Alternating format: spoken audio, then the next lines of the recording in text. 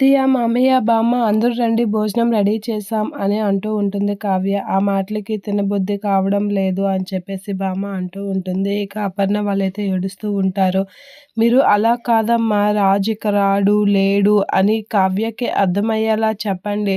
అది అర్థం కాక కావ్య ఎలా భోజనాలు అన్నం వడ్డించి అంటుంది, మీకు తినబుద్ధి కావడం కాదు, ఇలా ఉంది వాతావరణం అని చెప్తే తనకు అర్థమవుతుంది అని రుద్రాని అనేసరికి, లేదు రాజు ఉన్నాడు, మా ఆయన ఎక్కడో ఉన్నాడు, ఎక్కడో సేఫ్టీగానే ఉన్నాడు అని అంటూ ఉంటుంది. ఆ మాటలకి అపర్ణిత అలా ఏడుస్తూ ఉంటుంది. ఇక కృష్ణయ్య దగ్గరికి వెళ్ళి, నేను అన్న మాట నిజం చేయి కృష్ణయ్య, నా భర్త ఎక్కడున్నాడో నాకు తీసుకుని ఇక్కడికి పెట్టు అని చెప్పేసి అయితే కావ్య అయితే కృష్ణుడి దగ్గర వేడుకుంటూ ఉంటుంది. అది చూసి బామ్మ వాళ్ళైతే చాలా బాధపడుతూ ఉంటారు.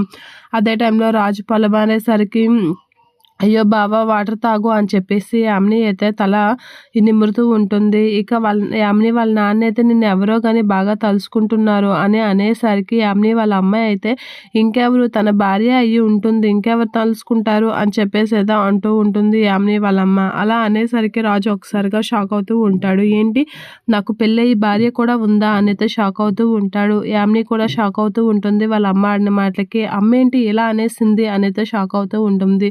ఇక రాజు తనకి పెళ్ళయింది, భార్య ఉందని తెలిసి షాక్ అయ్యి వాళ్ళ అమ్మకాసి అయితే అలా చూస్తూ ఉండిపోతూ ఉంటాడు.